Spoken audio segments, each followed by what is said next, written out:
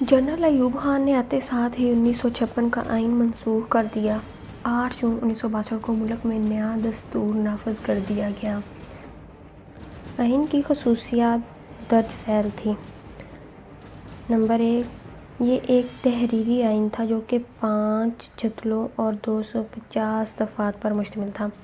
Number 2، یہ غیر لچکدار تھا کیونکہ اس میں ترمیم کے لیے قومی اسمبلی کے 2/3 ارکان کی حمایت ضروری تھی۔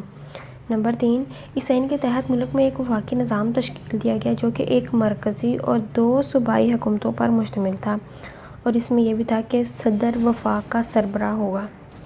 نمبر 4، ملک میں صدارتی نظام حکومت قائم کیا گیا جس کا سربراہ صدر مملکت تھا۔ صدر اپنے کابینہ کے ارکان کا تقرر خود کرتا تھا۔ صدر کا انتخاب بنیادی جمہوریتوں کے ارکان بالواسطہ طریق انتخاب سے کرتے تھے۔ نمبر 5، آئین کے تحت یک ایوانی پارلیمنٹ قومی اسمبلی تشکیل دی گئی جو کہ 156 ارکان پر مشتمل تھی۔ نمبر 6، آئین میں شہریوں کے بنیادی حقوق کی ضمانت دی گئی۔ نمبر 8، ملک کے دونوں صوبوں میں صوبائی حکومتیں تشکیل دی گئیں جو گورنر کے تحت کام کرتی تھیں۔ نمبر 8، ملک میں ایک آزاد عدلیہ تشکیل دی گئی جو 1 سپریم کورٹ اور 2 ہائی کورٹس پر مشتمل تھی۔ نمبر 2، آئین کے تحت کئی ادارے بھی تشکیل دیے گئے جن میں الیکشن کمیشن آف پاکستان، قومی معاشی کونسل اور قومی مالیاتی کمیشن شامل تھے۔ نمبر 10، آئین میں پالیسیوں کے کچھ اصول بھی شامل تھے۔ یہ وہ دفعات تھیں جو آئین میں پیش کی گئیں۔ اسی نئے آئین اور بنیادی جمہوریتوں کے نظام کے تحت جنوری 1965 کو انتخابات ہوئے جن میں 80,000 ارکان شامل ہوئے تھے۔ ایوب خان نے 49,951 ووٹوں کے ساتھ پہلی کامیابی حاصل کی، مطلب بہت بڑی کامیابی حاصل کی۔ محترمہ فاطمہ جناح بھی اسی الیکشن میں شامل ہوئی تھیں۔ انہوں نے 28,691 ووٹ حاصل کیے۔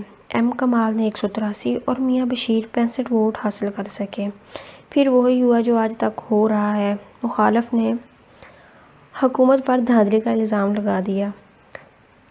جنوری میں الیکشن ہوئے تو اسی سال 24 اگست کو بھارت نے ضلع گجرات کے ایک گاؤں اوان شریف پر گولہ باری کر دی اور یوں 1965 کی جنگ کا آغاز ہو گیا۔ پاکستان اور آزاد کشمیر کی فوج نے جوابی کارروائی کرتے ہوئے مقبوضہ کشمیر میں واقع جموں کی سرحد پر 2 اہم قصبوں پر قبضہ کر لیا۔ بھارت بکھلا کر 6 ستمبر 1965 کو بین الاقوامی سرحد عبور کر کے لاہور، سیالکوٹ، قصور اور راجستھانوں کے علاقوں پر حملہ کر دیا اور پاکستانی فوج سیسہ پلائی دیوار بن کر آگے آ گئی اور صدر پاکستان نے ایک تقریر نشر کی اور وہ تقریر کچھ یہ تھی: ہمارے بہادر سپاہی دشمن کو پسپا کرنے کے لیے آگے بڑھ گئے ہیں۔ پاکستان مسلح افواج بہادری کا مظاہرہ کر کے ناقابل شکست جذبے کے ساتھ دشمن کو شکست دے گی۔ بھارتی حکمرانوں کو یہ علم نہیں کہ انہوں نے کس قوم کو للکار کی تھی۔ بھارت نے کشمیر میں شکست سے بچنے کے لیے بیک وقت لاہور، سیالکوٹ، قصور اور راجستھان کے سیکٹروں پر حملے کر دیے۔ 500 ٹینکوں کی مدد سے سیالکوٹ میں حملہ کیا جو پاکستانی فوج نے ناکام کر دیا۔ اس محاذ پر میجر عزیز بھٹی بھی شہید ہو گئے۔ لیکن پاکستان کی بڑی فوج نے تعاون سے ہیم کرن سیکٹر اور راجستھان سیکٹر میں کئی میل تک آگے چلے گئے اور اس کے نتیجے میں کھیم کرن کے قصبے اور مناپاؤ کے اسٹیشن پر قبضہ کر لیا اور اسی جنگ میں پاک فضائیہ نے دشمن کے 110 طیارے مار گرائے اور ہوائی اڈے بھی تباہ کر دیے۔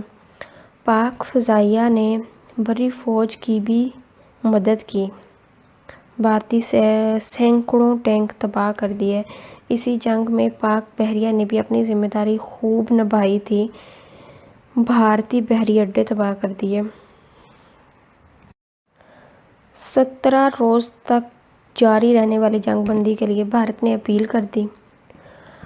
سلامتی کونسل کے کہنے پر پاکستان نے جنگ بندی کر دی اور سوویت یونین کے وزیر اعظم کی دعوت پر پاکستانی صدر ایوب خان اور بھارتی وزیر اعظم لال بہادر شاستری کے درمیان تاشقند میں امن مذاکرات ہوئے۔